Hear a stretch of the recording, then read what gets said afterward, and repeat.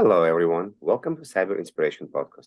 My name is Evgeny. I'm in around security for the last 20 years, and I have a lot of experience working with a variety of cybersecurity vendors. My main work is vendor consulting and cybersecurity advisory for companies. As part of my passion in technology and cyber, I always intrigued to learn how companies start. I started the podcast to understand the thinking process and what motivated people to start their own company. This podcast is also affiliated with the Security Architecture Podcast. I have a pleasure today to talk to Oliver about his journey and his new company. Oliver, can you please tell me about yourself and the company? Thanks for having me. Great to be here. Pangea is just under 2 years old. We started back in October of 21, and we've been growing fast ever since. And one of the things that we're trying to do is really consolidate the really complicated, fragmented world of security products down to a simple set of APIs for developers that can be embedded into their applications. And this is not your first rodeo. So you've been in cybersecurity for a long time. So you know how to bring companies from zero to being acquired. And I'm wondering, for this particular company, what was the motivation? Like, what happened in your life that triggered the idea to start this particular company? Yeah, it's a good question. I'd say the idea actually started growing over the course of about a year. I think what we really saw is the entire kind of world of compute evolving, like how you build applications was changing. You had companies like Stripe that delivered payments as a service. So if you wanted to process credit cards, you would go to Stripe. Like you wouldn't go try to get a payment gateway and interface with banks or payment gateways to process credit cards anymore. They basically reduced this super complex activity down to a simple API. Similarly, companies like Twilio did that for communications. And so they turned sending text messages or emails now into a very simple set of APIs that a developer could embed very easily without having to do that on their own. In cybersecurity, we've had some examples of that. You obviously have authentication with companies like Auth0 that have become leaders in authentication. But then there's like a long set of other features that a developer needs to create a secure application and to deliver a secure user experience.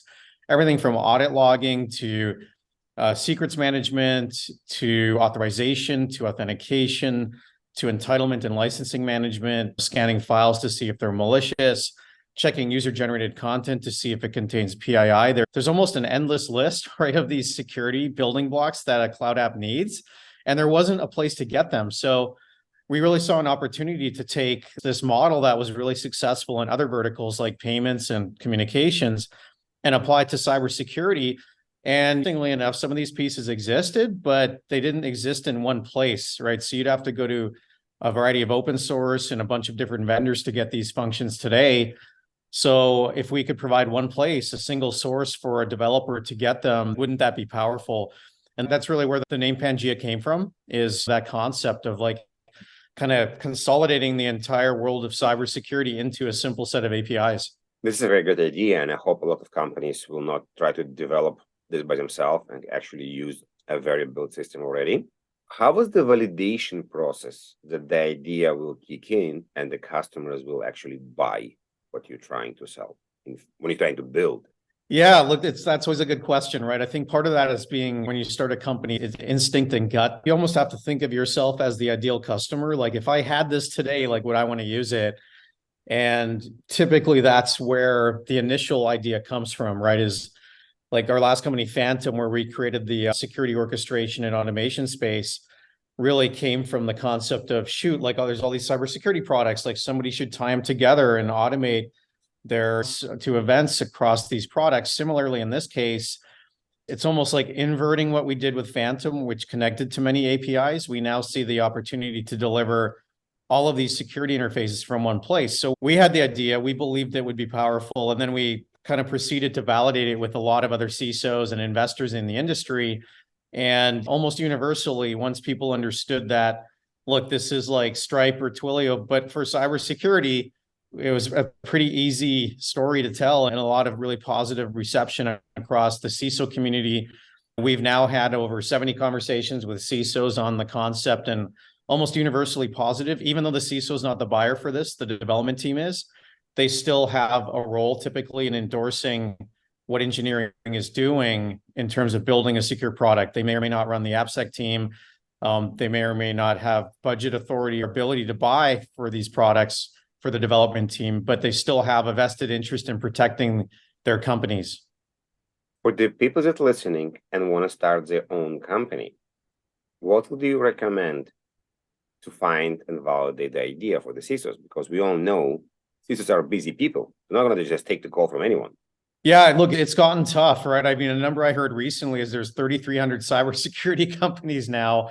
And so, yeah, CISOs are just fatigued by the volume. Look, I think you have to do your best, the best that you can to get to that audience, right? Being in the space obviously helps, and having some credibility in the space helps as well. Leveraging relationships, right? I think none of these folks are going to respond to a cold call. Like, you have to find someone that they know in one way or another to get a warm introduction to that person, right, in the CISO role. So that's really the most effective way, is getting an introduction potentially from future investors that may be interested in helping you or funding you, right? They have connections in many cases that you may not have. And even though they haven't invested yet, they still want to help you validate your idea with those introductions. And at the same time, they want to show their value in providing those types of introductions, right? Because the space is still very competitive from an investor standpoint. And despite the economy today in April of 2023, there's still a lot of money flowing into cybersecurity. And so VCs and investors are competing for the best startups and the best ideas, so that I would leverage them to the extent that you can to get those introductions. Do you, in your perspective, do you need a written code when you're going and validating the idea, or you need just an idea and explain the idea on PowerPoint?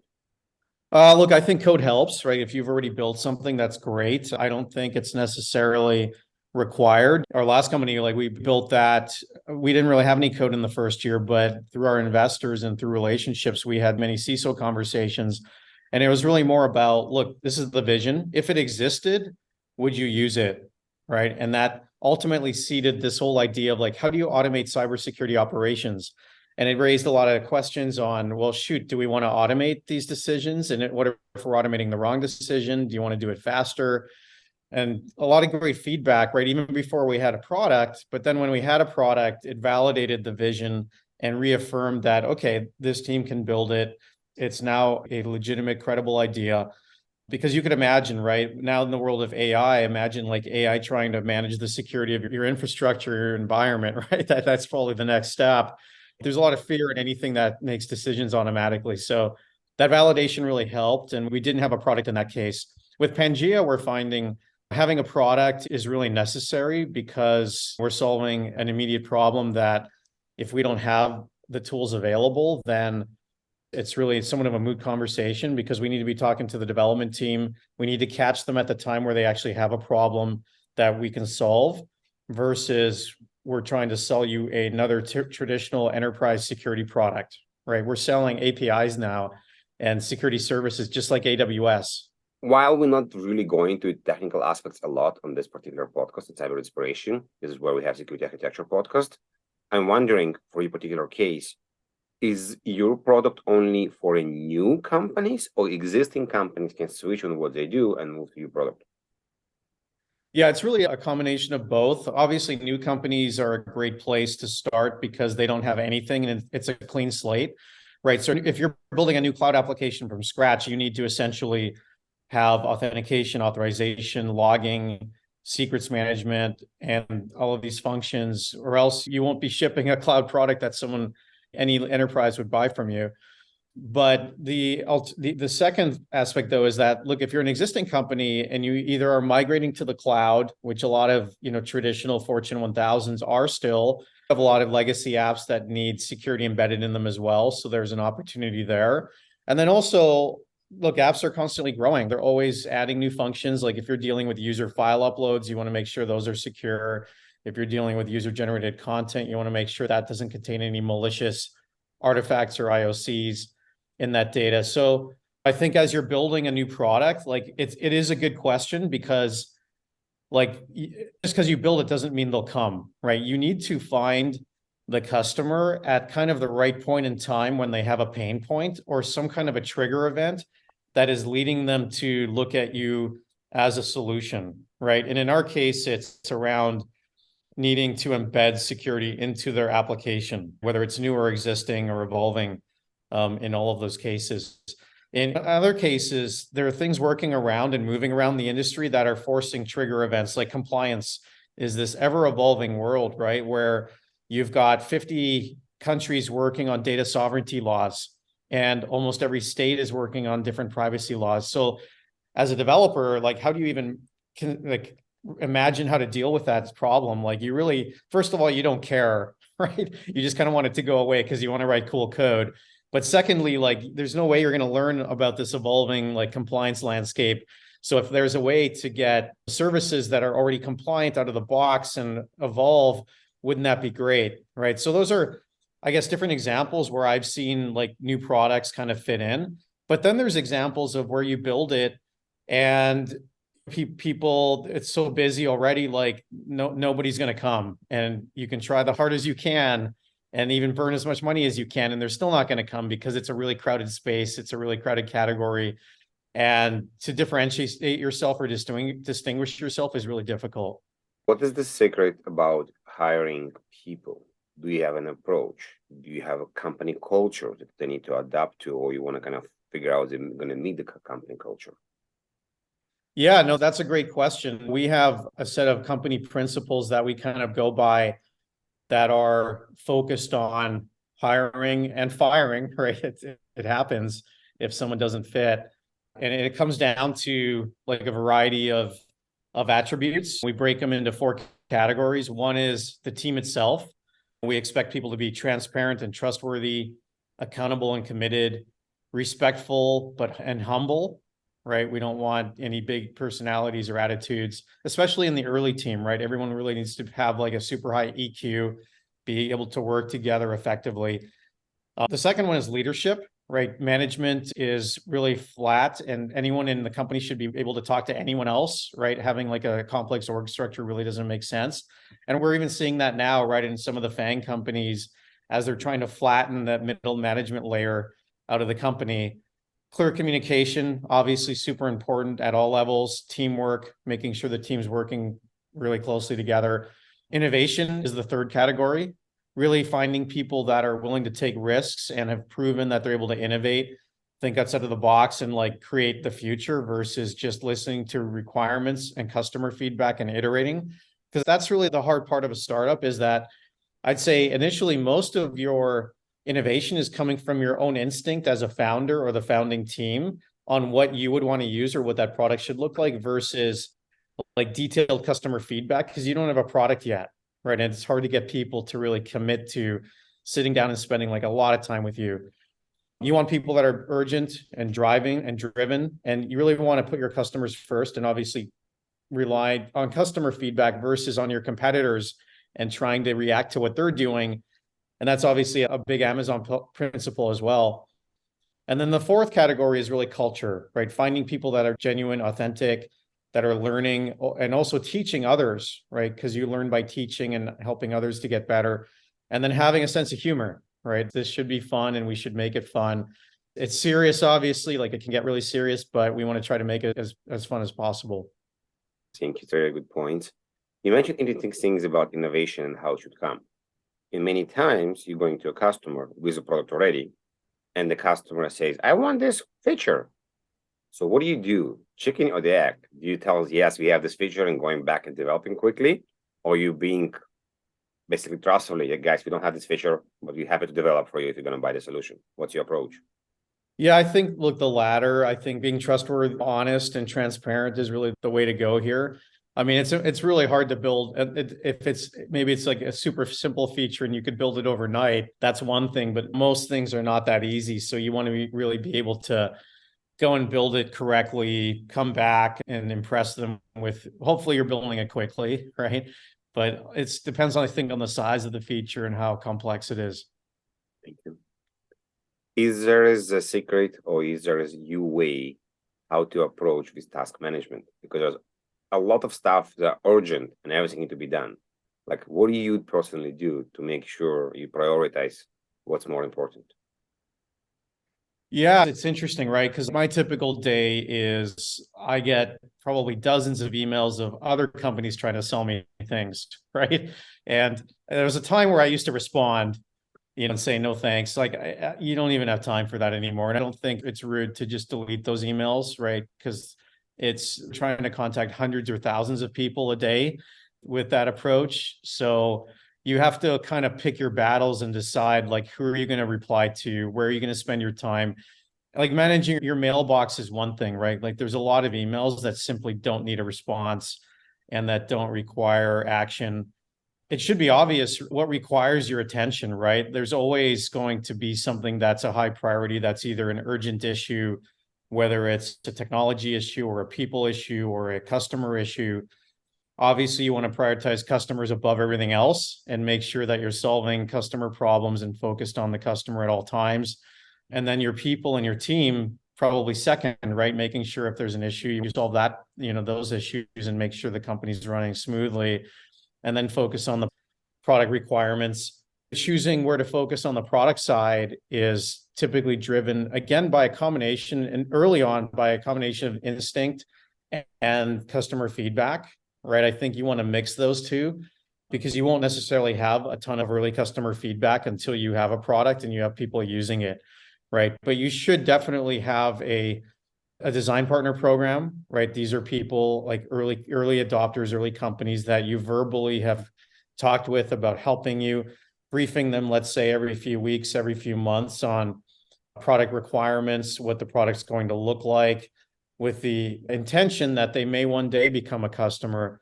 Not all of them will, but they're people that you respect that have an opinion, that either have as much experience as you do or more, right? Or are buyers in the industry and are buying, in this case, security products. Let's dive into a very interesting topic about sales. And it's related to task management as well, because in many situations, as a CEO of the company, you're the first and the main salesperson. But the moment the company is growing, there's a way for you to kind of go back a bit and let other people to sell that you're hiring later on. What do you do? Like, how do you let go? How do you let go of the baby that you trust other people to sell and have the knowledge that you have? Yeah, I think it's all about when you bring your sales leader on or the team on, right? I think typically you want to have, like, the CEO founding team should be closing the first million, few million, even in some cases, of business themselves, right? And that may or may not be possible. It depends on your, obviously, ASP and the price of the product and what that looks like and what validation you have and whether you feel like you have product market fit. But for like a typical enterprise security product where you may be demanding 100,000 plus, six-figure plus per deal, you should be able to get the first few done yourself, right? And validate that this is a repeatable model. You can bring on a sales leader. I think some teams, if you've done it before, right, your investors may trust you to bring someone on even sooner, right? If there's a belief that this is something that we know is going to work, it's already proven to be repeatable. Maybe there's already another company that's proven it's possible. And that's, I think, both a pro and the con, right? Like, as you evolve as a leader, and especially if you've had multiple companies, investors tend to actually trust you more. And that may or may not be a good thing. Like, you may start skipping steps that you would otherwise take in terms of validating product market fit, because you may be able to raise funding faster, may be able to bring on a sales leader sooner, right? And then start growing and expanding, even when you may not have that proven, repeatable process in place. But when you're really early, and let's say you're newer in running a company, you probably won't raise money unless you have that validation, right? Unless you have some early deals closed and you've done it yourself. Fair. So this is definitely a delicate approach because you don't want anybody to mess up with the big deals and kind of ruin them for you. Right. And so I think, look, it comes down to also having the right sales leader. When you bring someone on, ideally they have enough ramp time before, they hit the ground and actually are there right as you're getting the confidence that there's product market fit and you have a repeatable process. And so they're spending a few quarters ramping before they're really running independently and building a team, right, and trying to scale the overall go-to-market side of things. Because they need to learn it as well. And obviously, I think there are different levels of sales leaders that have different technical ability. And early on, like, I've always looked for someone that has technical ability and sales go-to-market experience. you really need both, especially when you're trying to create a new market, a new category. Later on, you may grow to the point where you have folks that aren't as technical, that are more relationship based. But in my experience, that just doesn't go well early on in the company building process. We're going to transition to a different topic. We're going to talk about the dark category, the dark side of the business, because not everything is pink, not everything is always working. And share some stories about when stuff didn't work as you expected. You maybe learned from the process, or maybe you just failed and it was just a dark moment with a customer, VC, or anything else. Yeah, I mean, one that it turned into a success, but it took a while to get there, is that we started back in 2008 called Immunet. And you remember in 2008 is when the economy collapsed because of the subprime mortgage crisis, and the entire world fell. Lehman Brothers went out of business. But I happened to leave Symantec at the time, deciding, hey, I'm going to go start a next generation cloud-based anti-malware company that's going to put all the detection logic in the cloud with a super lightweight endpoint agent. And we're going to have a consumer business that's freemium based, where you deploy the agent, it's free, and then you can upgrade to a paid version later on and next. And not only was that the worst possible time to leave a Fortune, I think at the time they were a Fortune 500 company, Symantec, but it was also a category that didn't yet have a future, right? Antivirus had 50 competitors in it. Despite cloud being the next generation, like, it hadn't really hit the mark yet, and they hadn't really proven that's where things were going. So imagine us trying to do what CrowdStrike ultimately did and what Cylance ultimately did, like years before that, in between the antivirus space and this new kind of endpoint EDR space that evolved. And it was really tough, right? We couldn't raise money initially. In my career, I was really unproven at the time, coming from a really hardcore engineering background. And then the economy, so money wasn't available. We ended up working for a year in my garage with one other co-founder, Adam O'Donnell, and we kind of built version 1 of this product, and finally raised a few million in at the time, it was a Series A. It was like a $3 million Series A, which today is tiny. That's barely even a pre-seed round anymore, right? And it was really tough, but we kept going. We kept fighting through it. We did finally get the product out. We had hundreds of thousands of users deploying it and using it, but the conversion rate to the paid customer wasn't really hitting either. We tried to raise a Series B. It was in end of 2010. At that point, unsuccessful in doing that because the market, again, still hadn't recovered. Most of the venture firms didn't see the future in endpoint yet, even though it was still coming.